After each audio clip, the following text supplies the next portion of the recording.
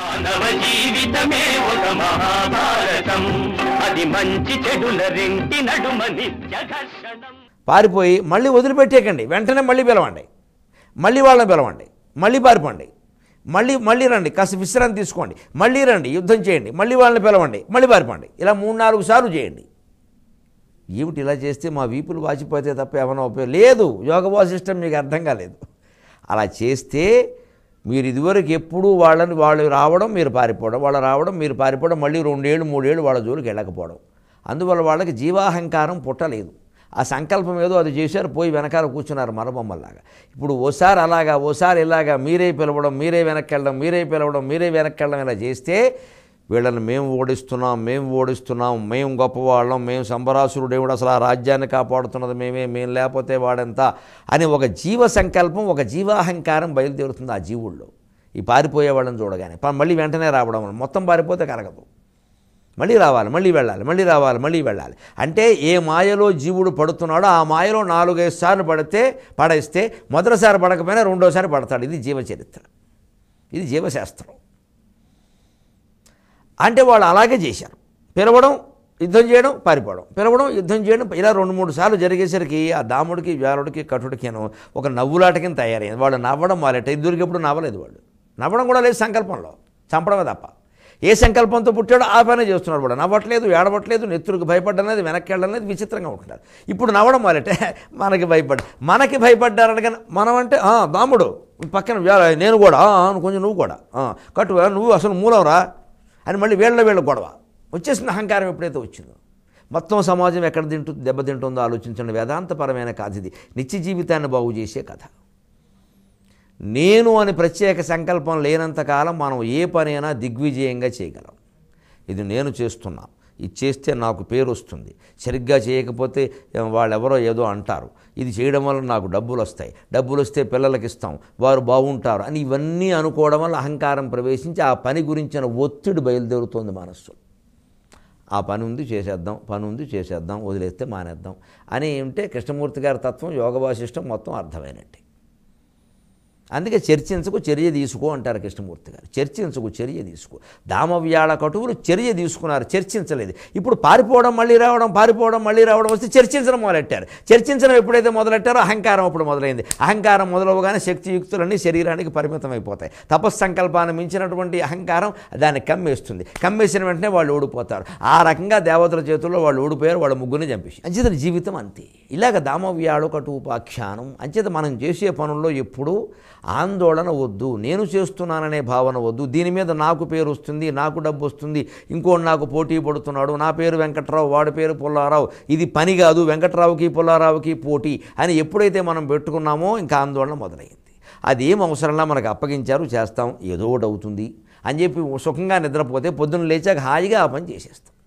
ఒకవేళ కాలేదు, ఎవరో అన్నారు, మంచిది, ఏం చేయాలో తెలుసుకుంటాం, అలా మార్చుకుంటాం. దాని గురించిన ఆలోచన వద్దు. ఎప్పుడూ పనిని వాయిదా వేయకూడదు, ఆలోచనని వాయిదా వేయాలి. మనం చేసే పొరపాటు ఏమిటంటే ఆలోచిస్తూ కూర్చుంటాం, పని వాయిదా వేస్తాం. పని వెంటనే చేయాలి, ఆలోచన వాయిదా వేయాలి. ఆ పని గురించి ఆలోచన అయితే ఓకే చేసేది, దాని గురించి కాదు. కానీ దాని గురించి లాభాలు నష్టాలు ఆలోచించడం వద్దు. అసలు పని అయ్యాక కదా ఆ విషయం ఏదో ఒకటి అవుతుంది, మనం చేసేద్దాం. చేయడానికి ఒక విధానం ఉంది కదా. ఇప్పుడు లెక్క చేయమని చెప్పారు, లెక్క చేయాలంతే. ఇక దాని గురించి లెక్క చేస్తే ప్రయోజనం ఏంటి? పరీక్షల్లో వస్తుందా, 97లో వచ్చింది, 99లో వస్తుందా, ఇంత కఠినమైన లెక్కలు ఇస్తారా, మేస్టారు చెప్పలేదు, ఇవన్నీ ఆలోచిస్తే లెక్క రాదు. లెక్క రావాలంటే లెక్క చేయడమే. కూర్చున్న వాళ్ళు లేవాలంటే లేవడం మొదలు లేస్తే ప్రయోజనం ఉంటుందని ఆలోచిస్తామా?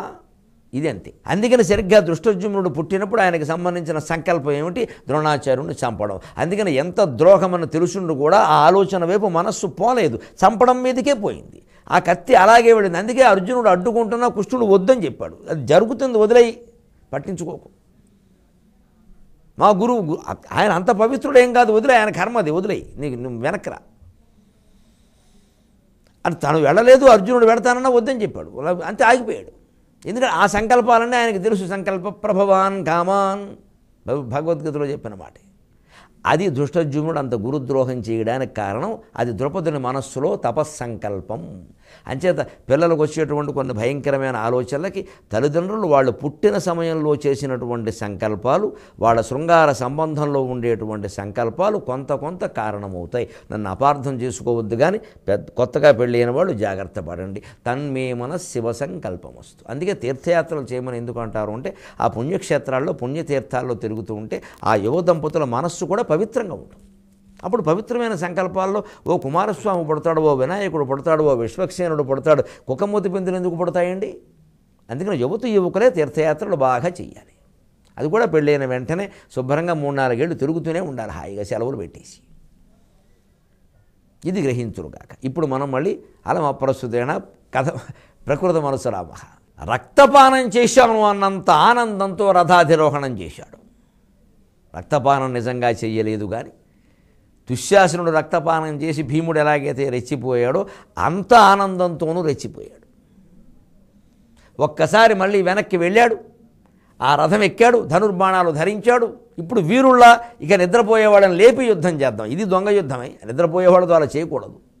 కానీ ఇప్పుడు ఆ దృష్టద్యుమ్నుడి మీద ఉన్న కక్ష మిగిలిన వాళ్ళ మీద లేదు, కానీ చెయ్యాలి. ఇప్పుడు ఇంతవరకు చేసింది అతని కోసం, ఇప్పుడు చేస్తున్న దుర్యోధనుడు కోసం.